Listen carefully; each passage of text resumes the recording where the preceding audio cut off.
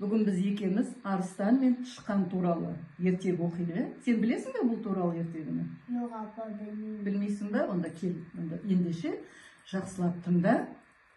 Екеуміз бірге оқиды.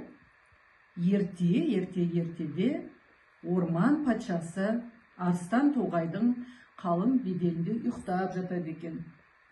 Бір тышқан ойнақтап үстінен жорғалап жүргенін сезіпті.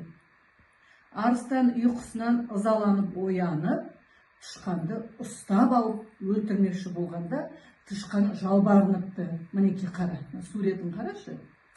Сол кезде тақсыр, мені өлтірмеңізші дейді тышқан қара балам. Бір жолға кешіре көріңіз. Бір күні мен де бір қызметіме жарармын депті тышқан.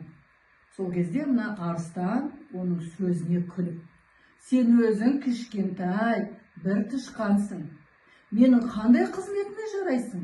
Деп жаны ашып тышқанды қоя беріпті.